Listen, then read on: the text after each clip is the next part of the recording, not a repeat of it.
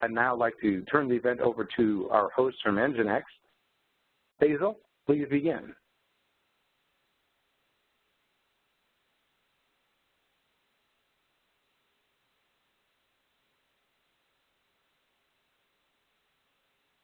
Title applies. This is going to be an introductory webinar to NGINX. I want to do a quick level set here on why I think NGINX is a great piece of software, and I think why most of you are here on this webinar today. Aside from being open source, NGINX is a really versatile and multifunctional tool. And starting at the back here, NGINX can be your web server, serving static content for you. And NGINX can also be your application gateway. Sometimes people call that a reverse proxy. That just means sitting in front of your PHP app or your Python app using PHP FPM or USD. Also in front of Node.js or other application servers, functioning as a reverse proxy for those dynamic services. And then moving outward, NGINX can also be your load balancer in case you need to scale out your application servers, and being the general entry and exit point to your application. And being in that position, NGINX can also do caching for you. And the load balancer is a natural place to do caching. So it's a great feature of NGINX to do caching. And caching within NGINX is extremely scalable. Most CDNs out there, like Cloudflare, Instart Logic, and a bunch of others, are all built on top of NGINX, basically. So it's a really, really scalable content cache. So that's a quick overview of NGINX. So the agenda for today, and like I said, this is really an introductory webinar to NGINX. And the first thing that we're going to go through is how to install NGINX and NGINX Plus, our commercial offering. And being open source software, there's a number of different ways you can install NGINX. So we'll step through a few of those options and what I think is the best option for most deployments. We'll also cover how to verify that it's installed properly once you've gone through the installation procedure. From then, we're going to move forward and talk about some basic configurations. And it's a lot of the stuff I talked about in the previous slides of how do you configure NGINX as your content cache.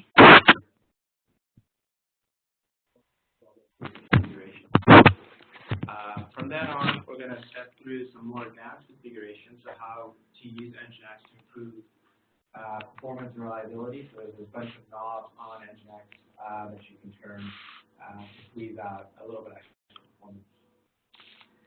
From then, we'll move on to some debugging and troubleshooting tips. I think that's always helpful if you all have problems, and it's good to have some debugging and troubleshooting tips.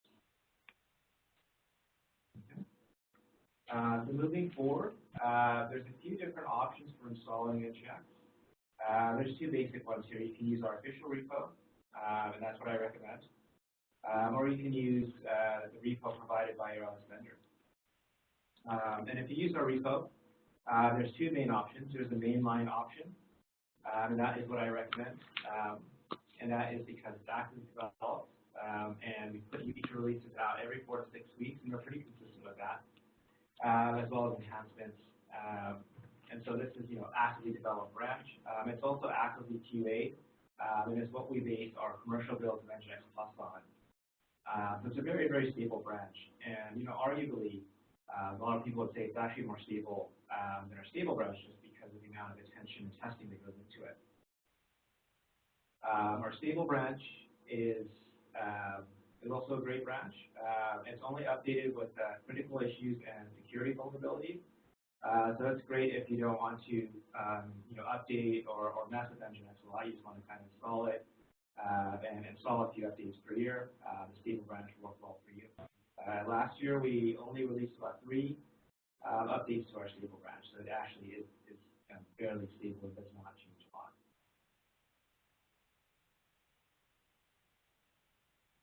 And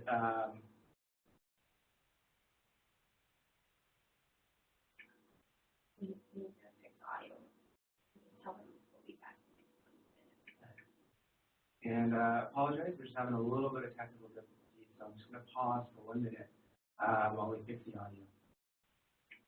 Yeah, there's a lot of feedback, I guess.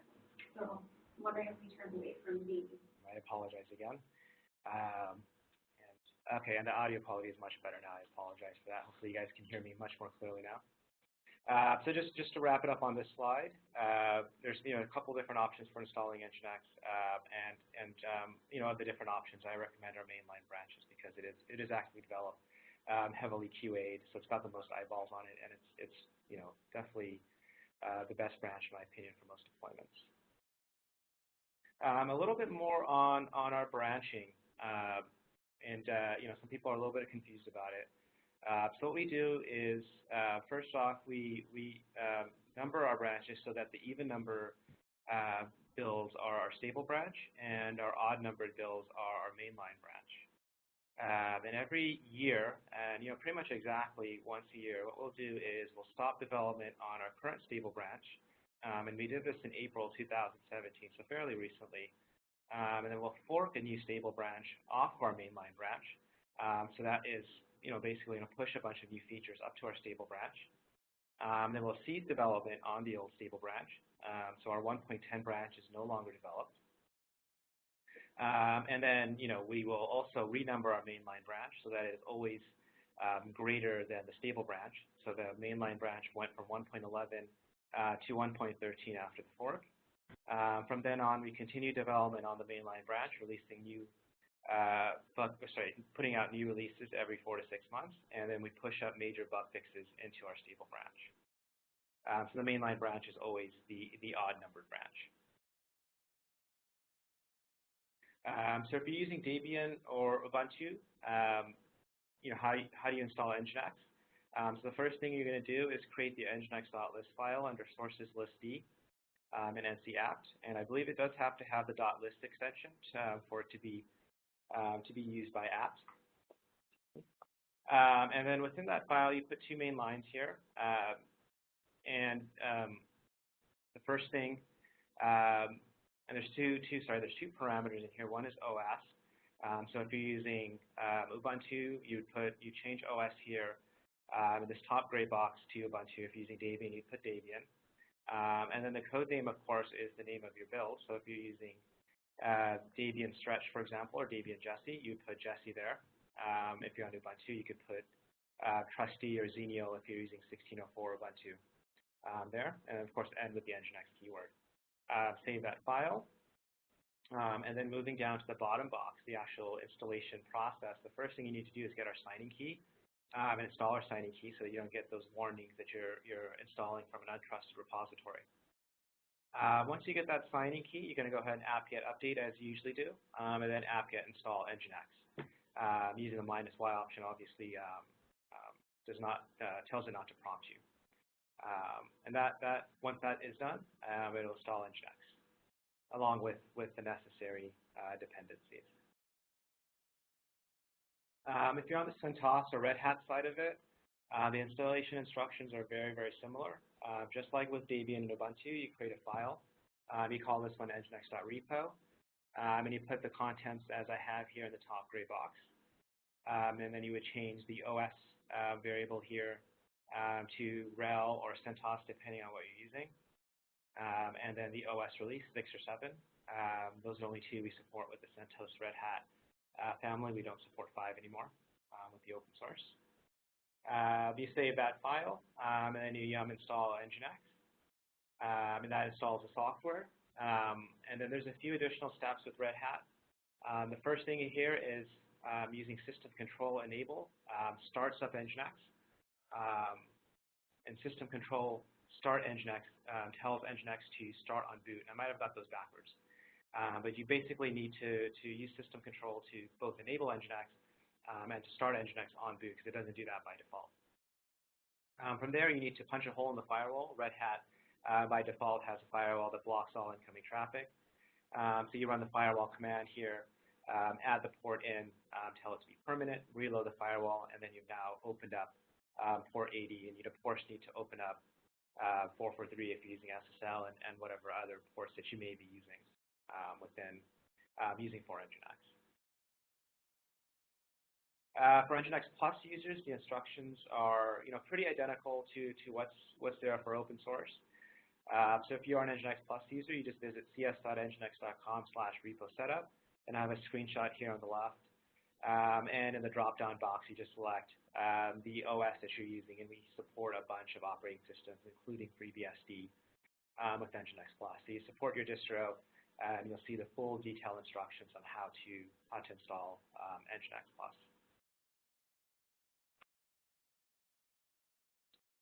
So once it's installed, how do you verify that it's actually working properly?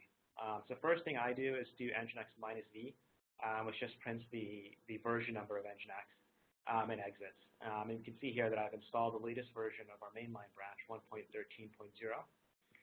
So I know it's installed correctly. And then I typically do a ps-ef grep NGINX to see that it's actually running. To verify it's running, you will see at least two processes. One is the NGINX master process. We can see that here. It's a top level or top listed process. Under that, we see one or multiple worker processes. In this case, there's just one worker process. And we'll come back to the worker processes a little bit later in terms of how many worker processes you should have running on your system. And one other thing that you can do to verify that it's installed, and I do recommend doing this, of course, is just visit port 80 on your server. By default, NGINX will have this welcome to NGINX page. If you've used NGINX before, you should be fairly familiar with this. So if you just visit port 80 on the server that NGINX is installed on, you should see the welcome to NGINX page. And by seeing the welcome to NGINX page, you can be pretty sure that you've installed NGINX properly. Okay, so now that you can be verified that NGINX is installed properly, a few key commands that I think will come helpful to you guys as you use NGINX. And one is NGINX -t. So if you do NGINX -t, what's going to happen is that NGINX is going to go through and parse your configuration and make sure it's okay. And it'll give you an okay message if it's okay, and if not, it'll give you a warning or error along with the line number that you need to go check at. So it's very useful if you're modifying configuration to do NGINX -t to make sure it's okay. The next most commonly used command is NGINX -s reload, and that gracefully reloads the NGINX process, so there won't be any downtime, no lost packets. It's a graceful switchover. And so you do NGINX -s reload anytime you modify the NGINX configuration in order for the new configuration to be loaded in. NGINX -v with a capital V is very similar to just the standard -v that we used earlier. It just prints more detailed information, such as the OpenSSL version that it's linked to, and the additional modules that are compiled in. It's also a very useful command, one that I use a lot. NGINX -T will dump the full NGINX configuration. This can be very helpful. For example, if you're asking for help and people ask for your configuration, you just do NGINX -T and you'll get a full dump of the NGINX configuration. And of course, NGINX -H will display the full NGINX help menu with the additional options that are available. One thing I also recommend when you are modifying configurations is to do the NGINX -T and NGINX -s reload command in tandem, and that's because NGINX -s reload, if there is a problem with the configuration, will silently just not reload it. So using NGINX -T will also print out, if there is an error, what it is before attempting to reload the process. So always do NGINX -T and NGINX -s reload in tandem. And just to wrap it up here with the installation before we move over some configuration examples. For full installation details, you just visit nginx.org/en/linux_packages.html. There you get a list of all the supported distros along with the CPUs that we support. We support ARM processors and PowerPC in some cases as well. So you can see a full list of the supported distros along with installation instructions for all those distros, including SUSE Linux, which I'm not covering in this webinar. Similarly for NGINX Plus, it's cs.nginx.com/repo-setup, and you get the same exact information there along with about what operating systems you support along with CPU architectures, along with full installation instructions. Okay, so moving forward, we've now installed NGINX. We verified that it has been installed properly and that it's running and that we're able to access something. So let's step through some basic configurations. So some key files and directories for configuration is first etc NGINX, and that is where all NGINX configuration is stored. It's a top-level configuration directory. Within etc NGINX, there's the nginx.conf file, and that is the top-level NGINX configuration. And in most cases, that should not require a whole lot of modification. Usually, the default values in there are suitable for most deployments. There are a few parameters that I do recommend you tweak, and we're going to come back to that in the third section of this webinar. Where your actual configuration is going to go is in the conf.d folder. So this is where the configuration for your virtual servers is going to live. And so what I recommend is just to put the name of the server .conf in that directory. So in this, as standard example, www.example.com .conf. And then you put all the configuration associated with www.example.com in that particular file. So that's how we recommend you organize your configuration. And so the most basic configuration for NGINX is the web server configuration, and that is quite simply just how to configure NGINX to serve static files. And if you install NGINX and you go into the conf.d folder, you'll see a file called default.conf, and that is the file that is serving up the welcome to NGINX page that we went through earlier. And the configuration here is a slimmed-down version of what's in that default.conf file. So there's a lot of directives here, and I want to step through them one by one. And the first one is the server directive, and that is the main top-level configuration directive that defines the context for the virtual server. So all the configuration that's going to go and be associated with the virtual server is going to go within the server block. Inside the server block, typically the first directive that you put in there is a listen directive. And that specifies to NGINX what IP and port it should listen to. In this example, we've only listed the port number, port 80. So by not specifying the IP, we're instructing NGINX to bind to all IPs on the system. If you want NGINX to only listen to a specific IP, to put the IP address ahead of the port with the colon, so the IP colon port. And that will instruct NGINX to only bind to a single IP on the system. The default server is a good practice to put in there, and it should be on one of your virtual servers that you're using with NGINX, and it tells NGINX this is a virtual server to use if, for example, the host name is not specified, or there's just some other way that we can't identify what virtual server this packet belongs to. The default server is the one that NGINX is going to send it to. If the default server is not specified, it's not quite as deterministic what NGINX does, and it just basically picks the first virtual server that's listed. So it's always best practice to make sure that there's a default server and that you defined what the default server is. The next directive under listen is the server name directive. And this directive just defines the host name of this virtual server. So in this case, www.example.com. So we're saying that all traffic that the user is getting to with the host header of www.example.com is going to be handled by this virtual server. You can, of course, list multiple host names, so you can put just a short form, example.com, and anything else that you want this particular virtual server to listen to. And so this is, of course, a method of multiplexing multiple virtual servers on the same server, so I can have an entirely different server block and a different file with its different server names, let's say www.example2.com, and so NGINX will then, if it gets traffic for example2.com, it'll send it to that virtual server. If it gets example.com, it'll send it to this virtual server. So server name is an extremely important directive that defines what the host name of the virtual server is. The next up is the location block, and so this just specifies the URI that everything inside the brackets for the location block is applicable to. In this case, if we're just using slash, we're saying everything falls under this bracket. We can, of course, make it more specific, so we can say location slash images, for example, and then anything that has a URI with slash images at the beginning will fall into that location block. And we can, of course, have multiple location blocks with different URIs and do different things for each one. Within the location block, we're specifying two things. We're specifying the root directory on our system where all the static files are stored.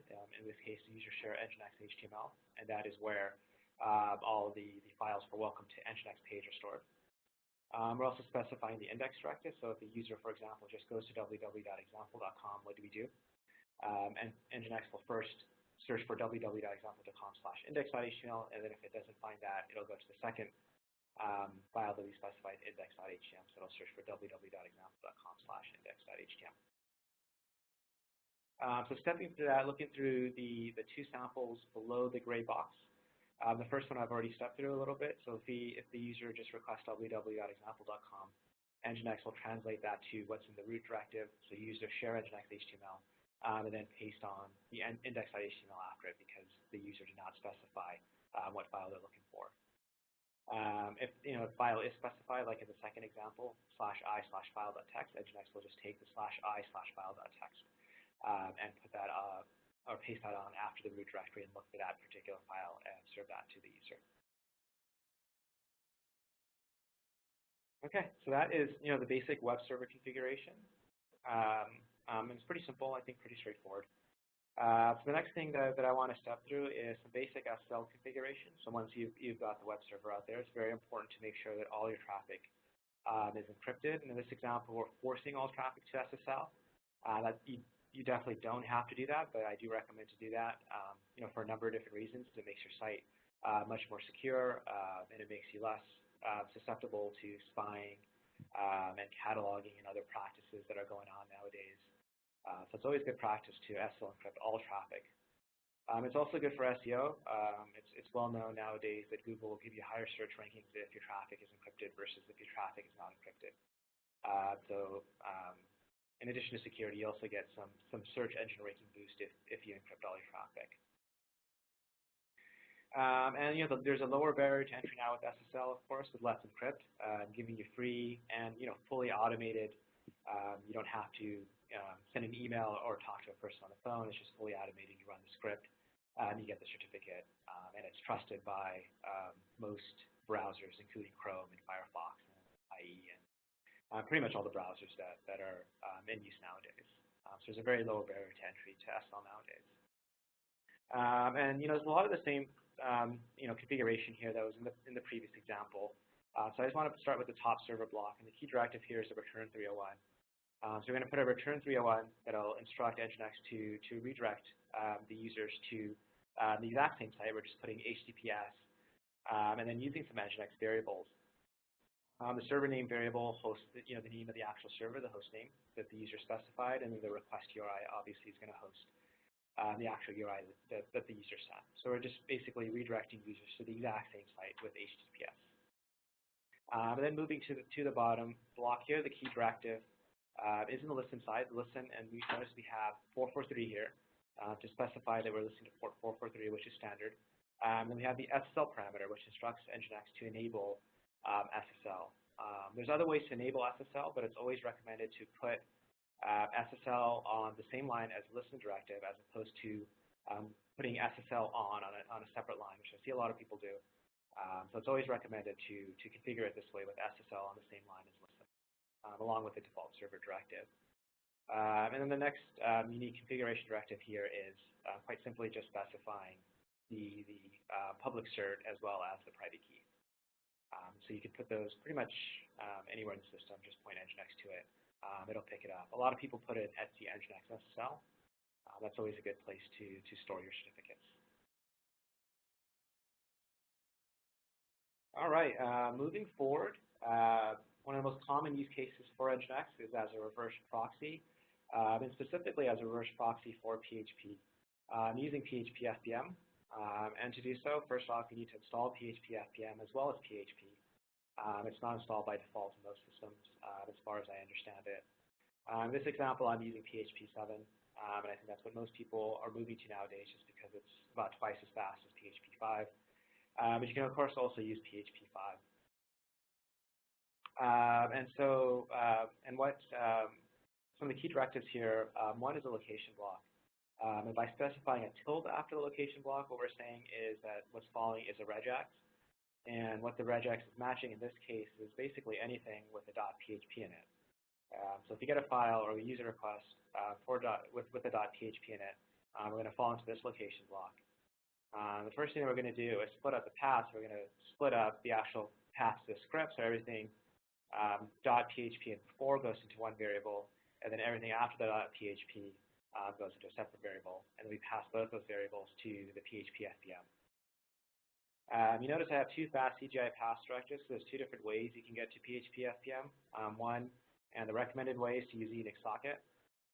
That's not enabled by default as far as I understand it with PHP FPM. And as I say on the last bullet point here, there's some additional PHP FPM configuration that may be required. I'm not going to step through what's required for PHP FPM just because I think that's a little out of scope for this. But it is recommended to use the Unix socket. You can also just do a fast CGI pass to port 9000, which by default PHP FPM listens on. The downside to that approach is obviously you're going through the network stack, which might add a little bit of more overhead than just going through a pure Unix socket. The other important directives include fast CGI params. When you install NGINX, you get a file fast CGI params in the etc NGINX directory, so you don't need to create it. So you just need to include it as we specify here. But this basic configuration should get you up and running with PHP FPM. In a lot of cases, for example, with WordPress, there's some additional configuration that you need to do. And for that, you can just look at our wiki, and we have some WordPress configuration examples, as well as Drupal, OwnCloud, and whatever other standard PHP applications you may be using. Okay, so that's a basic reverse proxy. NGINX can also be a load balancer. And so there's some new directives here. One is the upstream directive, and from the point of view of NGINX, the servers that are behind it, so the application servers, basically the application servers, are called the upstreams from the point of view of NGINX. And so we specify upstream along with the name of the upstream group. And this comes back into play later on. And then we just use the server keyword and then define each server after it. And we can, of course, use the hostname of the server, or we can use the IP address, whatever is more convenient to us. I always prefer to use hostname just because it's a much cleaner way to do this than a bare IP address. In this case, of course, we have two servers that we're load balancing to. And underneath that, we have the least con directive. By default, NGINX load balancing is round robin. In most cases, that's probably okay. But a smarter way to do it is using least connections, which instructs NGINX to select the server with the least amount of existing or active connections. So it spreads it around evenly. If, for example, we have some connections that are longer running and more heavyweight, NGINX will take that into account in terms of where it sends traffic to, where it sends user to, in terms to more optimally load balance. Moving down, we have the same server location block. We have the proxy set header directive. That's important to put in there because NGINX by default will override the existing host header with the name of the upstream server that it's load balancing to. So in this case, since we called it my upstream, NGINX will swap the existing host header with my_upstream, which may not be what you're looking for. Probably isn't for most cases. What we do is we override that with proxy set header host, $host, and $host has the original host header as specified by the client. So we're just putting that back into the host header. The next directive is a proxy pass, which instructs NGINX to proxy this request to the upstream servers listed in the my upstream group and load balance to them accordingly. There's also a least time load balancing algorithm that's available in NGINX Plus only. NGINX Plus is our commercial offering. Least time is nice because it factors in not just the connection count, but also the server response time. So for example, if you have a heterogeneous set of servers, some are faster, some are slower, you can have NGINX factor that in by looking at the response time of the server. You can also, if you have servers, for example, in a different data center that you're using for maybe overflow or just for whatever reason they're in a different data center, factoring the response time will instruct NGINX to favor the servers that are closer, and then only move to the other servers in terms of an overflow or if the local servers are getting hammered with traffic, for example. And basic caching. So NGINX is also a high-performance content cache, and it's a really great feature of NGINX. The caching in NGINX works really well. And at a very high level, what NGINX caching will do is it will respect the cache headers that you specify from the origin server. So if you put in a cache control private header, NGINX will not cache the content. If you put an expires header in there and specify 10 seconds or 20 seconds or 1 day or 1 year, NGINX will respect what you specify in the cache control headers. So there's two key directives to caching within NGINX. One is the proxy cache path directive, and that defines a lot of the parameters for caching. So the size of the cache is specified by the max size directive. Inactive, for example, will specify how long content can stay in the cache without being accessed. So if the content is in the cache, in this case for over 60 minutes and hasn't been accessed, NGINX will purge that content from the cache. And there's a few other parameters here. The keys zone parameters is also a pretty important one that specifies how much memory to reserve for the cache keys. And the more that you reserve, the more cached entries that you can have. So it's a parameter that you would tweak and play with. And I think 10 megabytes is a pretty good size and doesn't take up a whole lot of memory. The next important directive is the proxy cache directive, and that's what enables caching for the context that it's in. So the previous parameter, proxy cache path, just defines what the cache parameters are. You actually instantiate it with proxy cache. So you can put proxy cache, you can put it in the location block, or you can put it in the server block, and it'll apply to whatever context it's in and everything below it. So if you put in the server block, you have multiple location blocks. The proxy cache will apply to each of those location blocks. You can also have multiple proxy cache. So if you override it, if you have it in a server block and you override it with a location block, NGINX will use the most specific one, so to say. So in this case, we're just instantiating caching for anything in the location / directory. So it's a pretty simple, pretty straightforward. Okay, and that's a very high-level overview of all the basic configurations of NGINX. So I want to move a little bit here to some other things that you can tweak to maximize performance.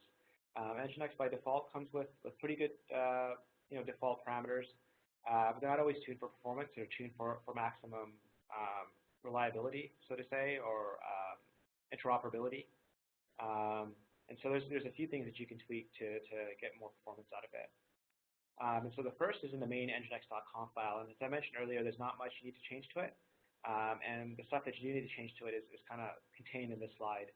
And the first one is a worker processes directive. And that specifies how many worker processes NGINX runs. And the default value varies on the system and where you install it from. And I've seen it sometimes be 1, sometimes be 2, and sometimes be the actual recommended value, which is auto. And so if you specify auto, NGINX will create 1 worker process per core. And this is what we recommend for most deployments. The other key directives here are ways you can control keepalives to the client. So this is on the front end or the client side of NGINX. And what to do with keepalive connections there. And the first one is a keepalive timeout directive. That's how long to keep idle connections to clients open. By default, that's 75 seconds, so NGINX will close them off fairly quickly. It might be beneficial to keep those keepalive connections open. If the user is browsing and then they wait 2 or 3 minutes before clicking again. If you keep that keepalive connection open longer, then we can reuse that TCP connection when the user does come back and click on something. The keepalive requests, the maximum amount of requests that you can send on a single client connection before it's closed. By default, I believe it's 100, but it might be 1,000. But in any case, it's a good idea to increase that value to something more so that the connection is not closed off in the middle of a client sending out requests. And so these are 2 parameters that you can tweak and play with. In general, it's probably better to make them larger than the default. But it is something you should probably play with it and see what works for you in terms of your environment and your application. And it's not necessary to put these directives in the main NGINX conf. You can also put them lower down in the server directive or within the location directive. And of course, NGINX, as it always does, will take the version of the value closest or most specific to the context that it's in.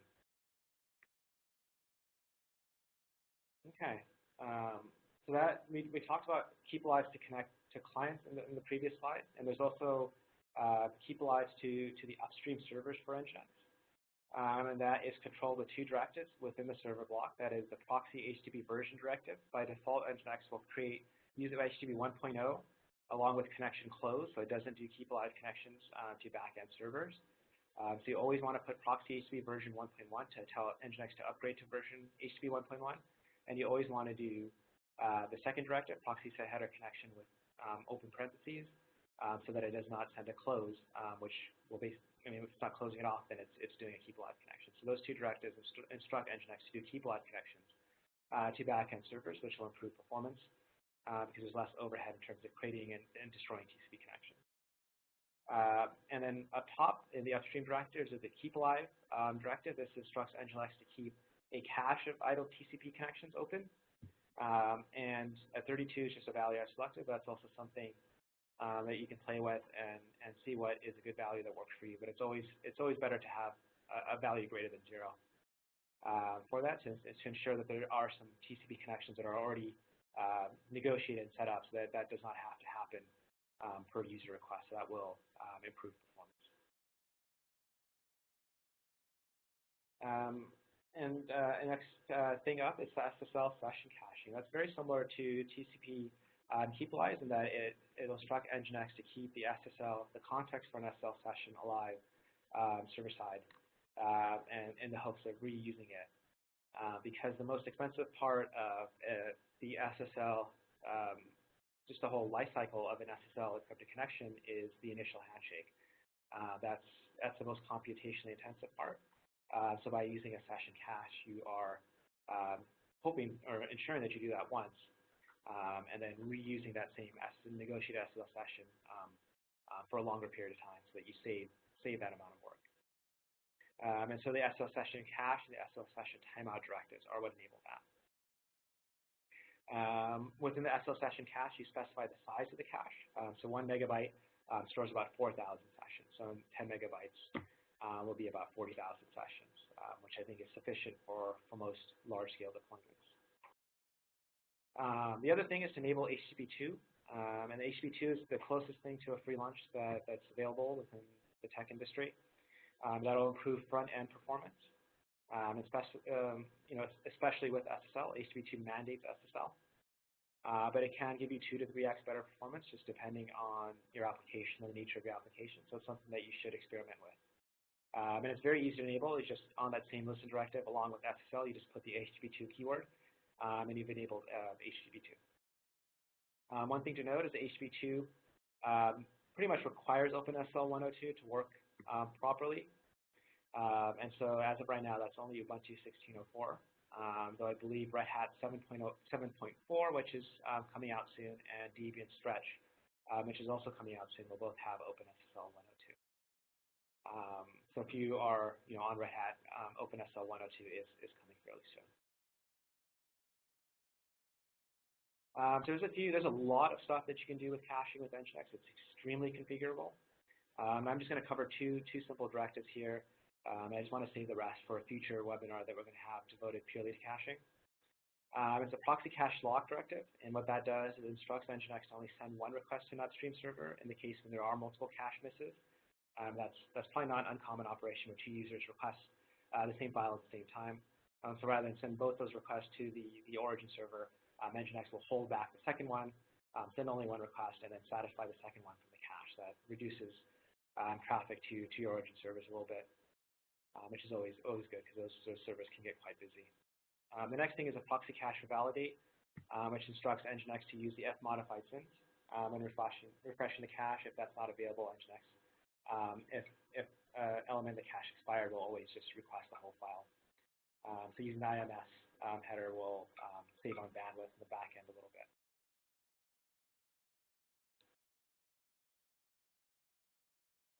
Okay. And the last thing in this section is health checks. And I think it's always good to have health checks because what's going to happen here is NGINX is now going to pull, in this example, the /health endpoint every 5 seconds. And it's going to check for a 2x or 3x response, so 200 or 301 or whatever it may be. And if it does not receive that response properly or in time, it's going to mark that server as failed.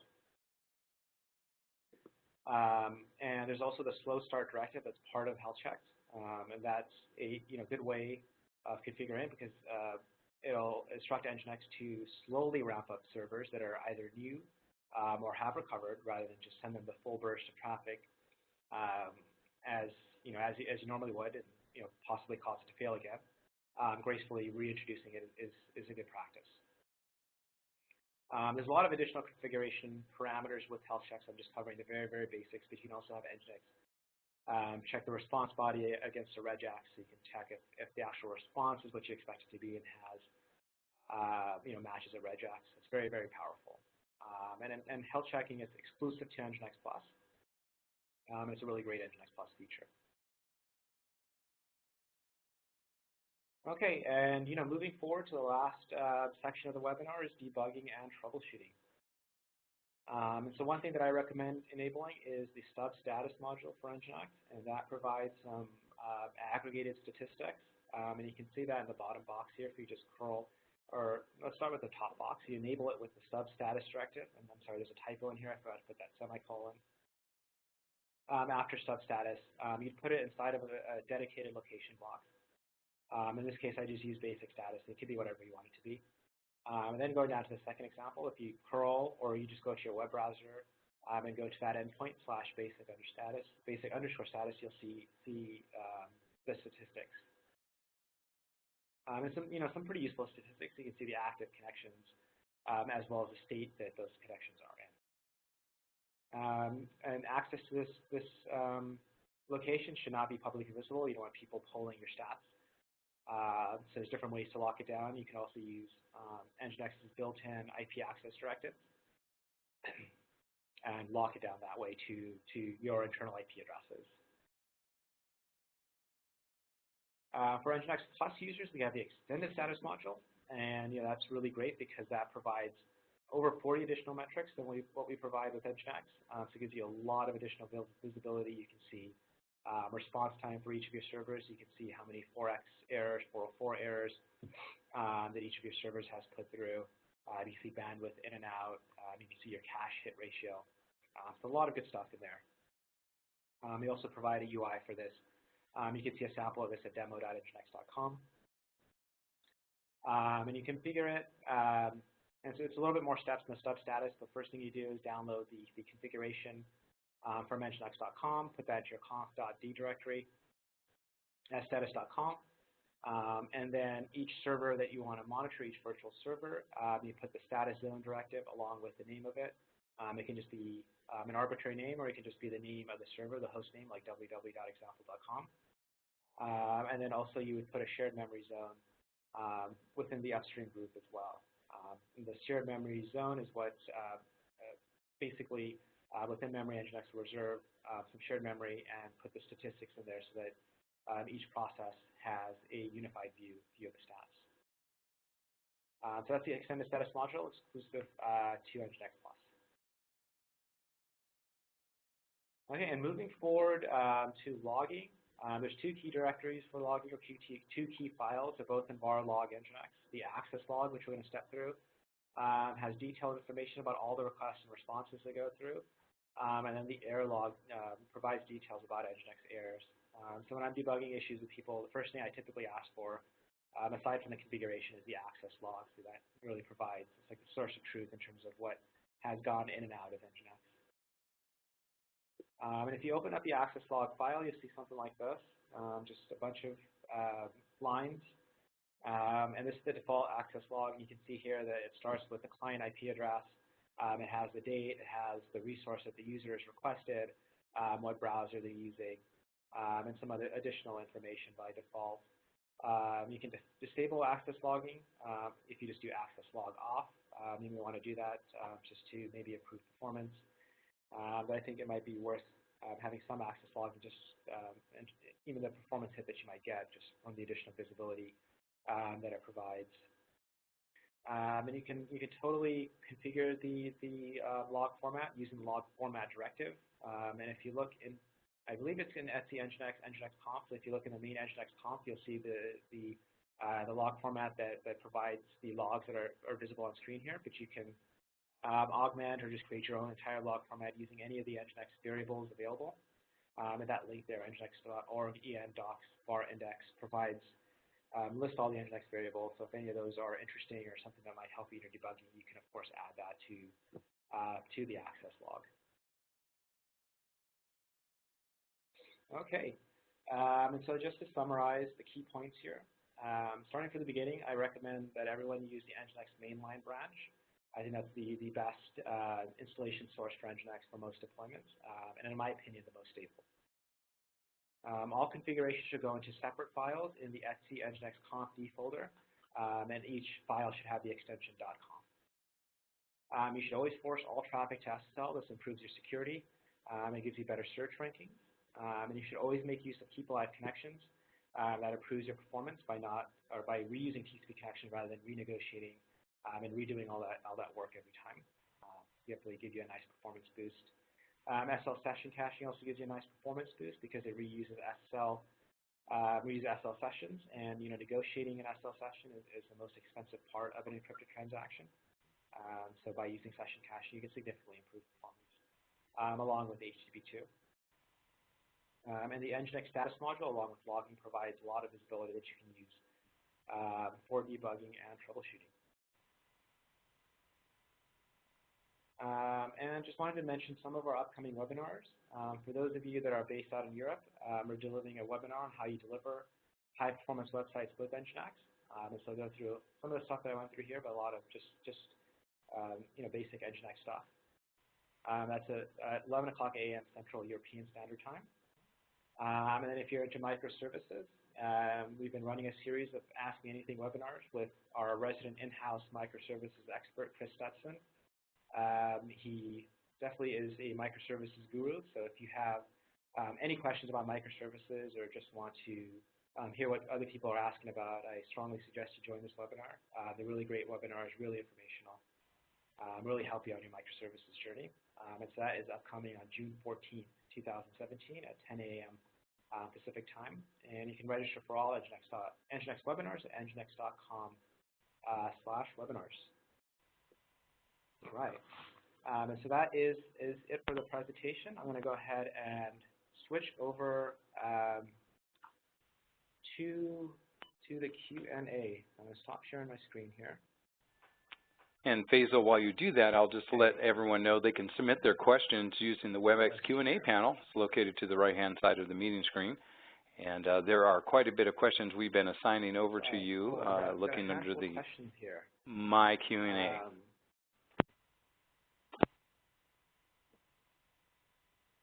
Okay, so stepping through here, if I configure location NGINX and will receive the post request and proxy pass to a different server, how can I intercept the request and response and modify the response and redirect to a different server instead of calling page? I'm not fully sure I understand the question, but anything if you're modifying the response, you can modify the response with NGINX using the subfilter directive. So you might want to look that up. But something complex like this kind of goes outside the scope of standard NGINX configuration. That's where we typically recommend people to use some scripting like Lua or NGINScript. So that might require some more custom work than what's part of the standard NGINX configuration.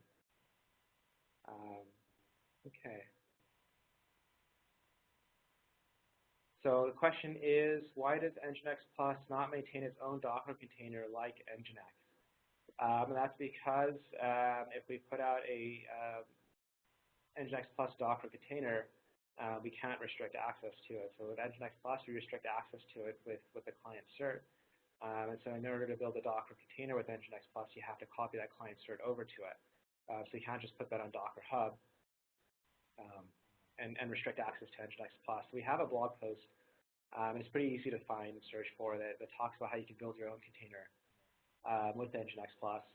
We're also looking at putting NGINX Plus in the Docker store, so that might solve that problem if you want a pre-built container for NGINX Plus.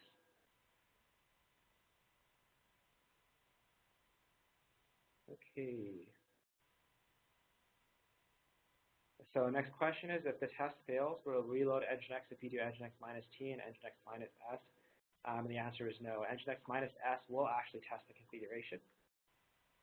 The only reason that it will test the configuration before reloading. So if you just do NGINX minus S reload and the configuration is not proper, it fails, it won't attempt to reload the process. Now, the only problem is that NGINX minus S doesn't print that to the screen, so it's mostly a silent failure. So you do the NGINX minus T ahead of it, so you can see the error message if it's an OK or if there's a failure. Next question, do we have NGINX Plus open source as well? NGINX Plus is built on top of the open source NGINX. So we pick a point on the mainline branch of NGINX of open source, and that's where we build our NGINX Plus release on. Excuse me. So NGINX Plus itself is closed source, but it is based on NGINX Plus open source builds.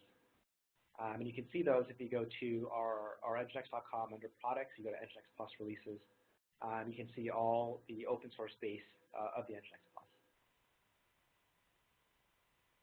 Okay, next question. What's the difference between default server and server name? Good question. So I'll start with server name. So what server name defines is the name of the virtual server. So if you put server name www.example.com, that'll instruct NGINX to send all traffic with the host header of www.example.com to that particular server block. What default server does is, for example, if NGINX gets a request with no host name specified, what's NGINX supposed to do with that? So the first thing that it's going to do is look for the server with the default server specified and send it there. If you don't have the default server specified, it's a little less deterministic as to what happens. That's the difference.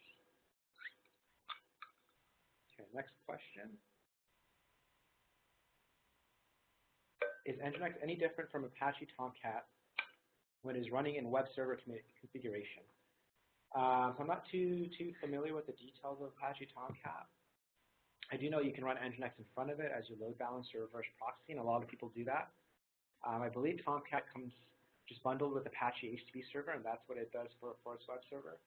But I'm not 100% sure of that. But if you are using Apache Tomcat, you can definitely run NGINX as your reverse proxy and get a lot of the benefits of load balancing and content caching for your Tomcat deployment.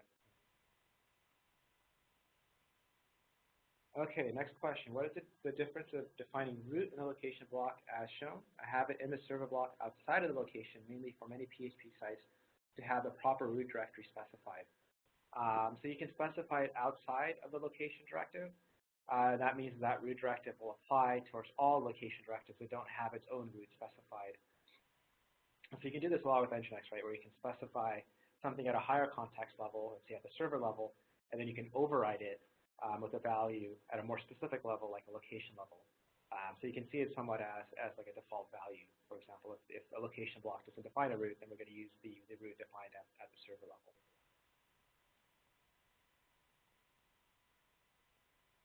Okay. Next up, question is, what if star.example.com is the server name? If someone visits foo.example.com, will it correctly rewrite to https ://foo.example.com?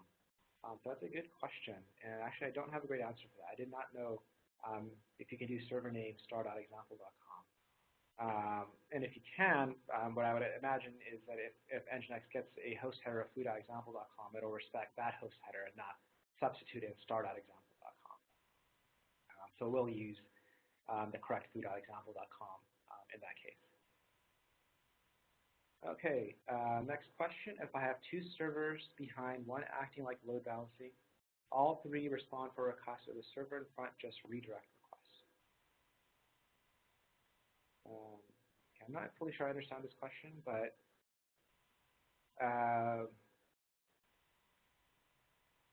so what's going to happen here is NGINX, I think I understand the question. So if you have a load balancer, you have two servers behind it, who actually responds to the request? So NGINX, in this case, is going to be a reverse proxy. So the client will see it as though NGINX responded because it's going to put its own IP address in there. But the actual content is going to come from the end or origin or application server. So that's going to generate the request, the response to the request send that to NGINX, and then NGINX is going to substitute its own IP address and send that off to the client. The client will see it as though it's coming from NGINX, but in fact, it is being generated by the application server behind it.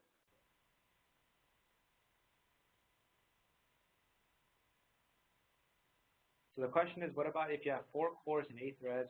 Should I change worker processes to 8? Now, in that case, and I think if you're referring to hyperthreading, NGINX will take hyperthreading into account. So if you do worker processes auto and you have 8 threads on 4 cores, NGINX will create 8 worker processes.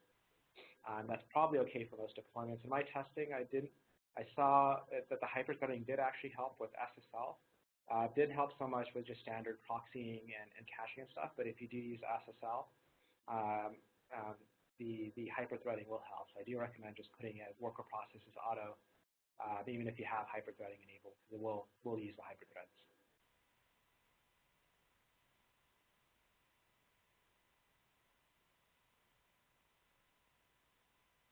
Okay. And the question is, do you have to set up HTTP1 for each location or just the root? I believe you do have to put down the location, but I'm not entirely sure. But I would just recommend putting it in the location block along with the proxy pass and the proxy set header, so you kind of have it all in the same place. So you would put your proxy set header, HTTP 1.1, and clear the connection close within the location block along with the proxy pass directive. That's where I recommend putting it.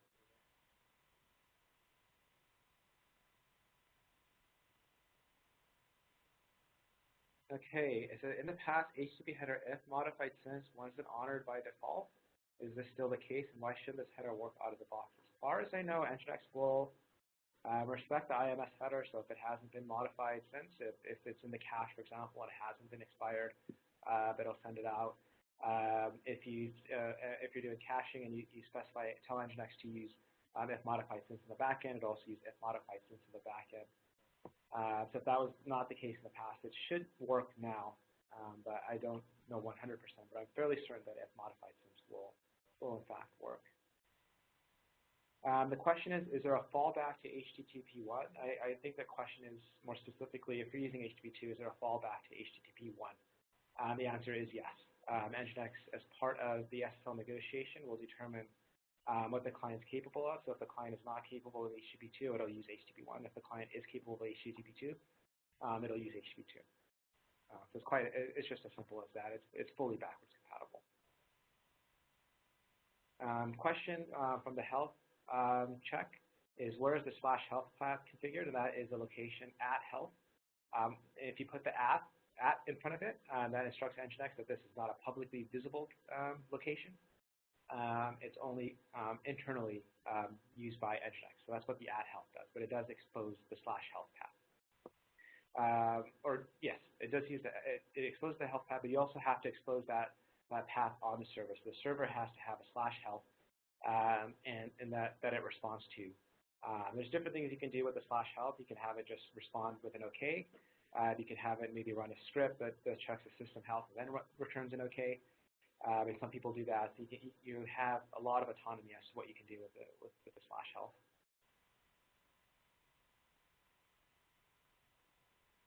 Okay, next up is a question on NGINX caching.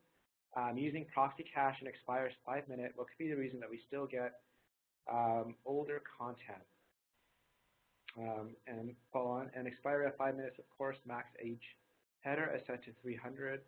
So that's a good question, and it's hard to debug that without seeing your configuration and some access logs.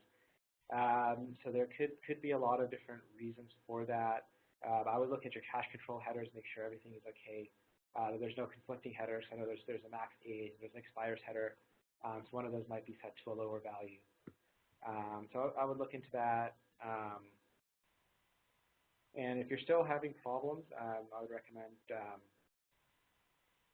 just using Stack Overflow. I do follow Stack Overflow, and I do respond to queries on there. So you can put it there and notify us somehow, and I'll take a look at it. Question is, any plans to leverage NGINX and Kubernetes in place of kubeproxy? That seems like performing similar load balancing functionality as NGINX, and absolutely we do. I don't have the link offhand, but I will send that in the post show notes. But if you just search NGINX Kubernetes on nginx.com, or if you search in our GitHub, we have a sample Kubernetes ingress controller that you can use that'll allow you to substitute either NGINX or NGINX Plus in place of the default Kube proxy. So you can play with that. That's something we are planning to build on as we go forward. Do you have any best practices to share on NGINX with the Docker? So with Docker, I'm not sure what the share means. I'm assuming it means how to share the configuration with the Docker container. There's different ways to do that. I mean, first off, I would make sure that you're using the Docker container that we put on Docker Hub, so our pre-built Docker container.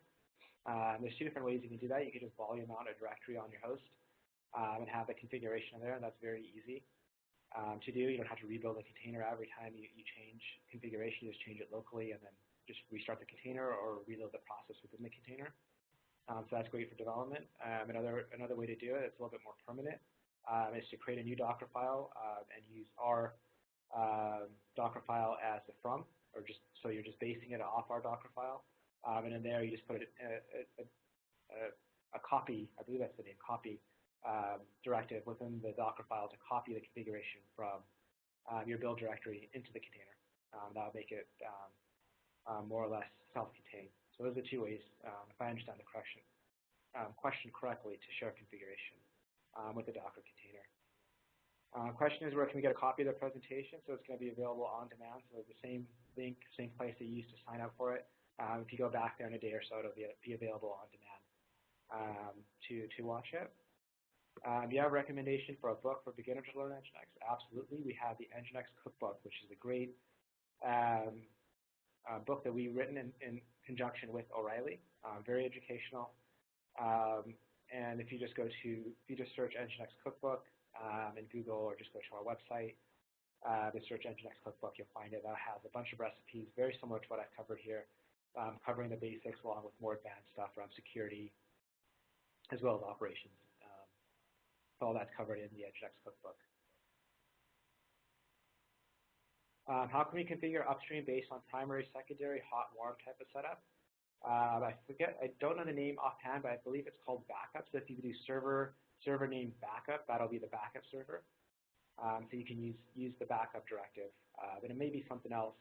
You have to double check it if you look at the actual instructions page. But I believe it's just backup.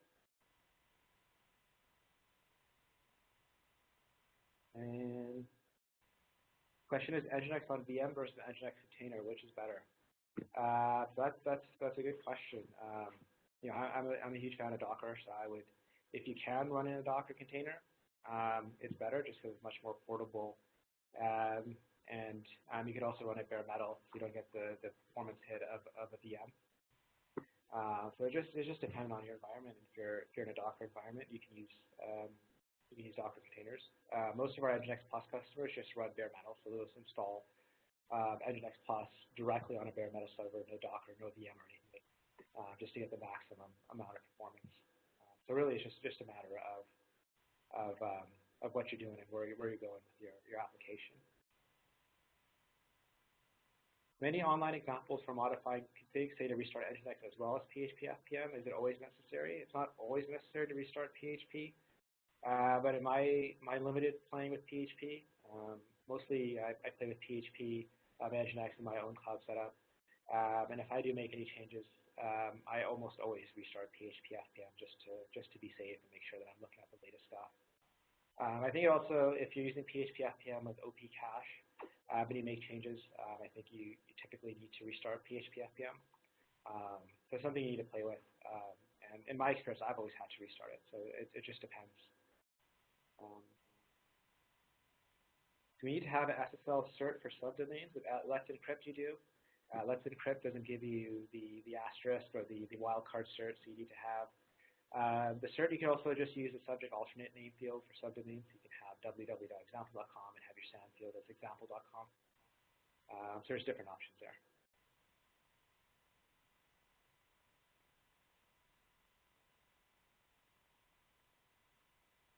Okay, the next question and the final question, does NGINX support load balancing for redirecting SIP? And we do not support SIP at this moment. We do support general TCP and UDP load balancing. But the SIP protocol is a little bit more complex. That's something that we, and based on your feedback as well, we'll look into. But at the moment, we do not support SIP. All right, cool. And that ends it. We're about 10 minutes over, so I thank you guys all for joining and your enthusiasm. I hope this session was helpful to you. Like I said, join our next upcoming webinars. Check nginx.com/webinars. If you want a free trial of NGINX, just go to nginx.com/free-trial-request. All right, thank you guys, and have a good rest of your day.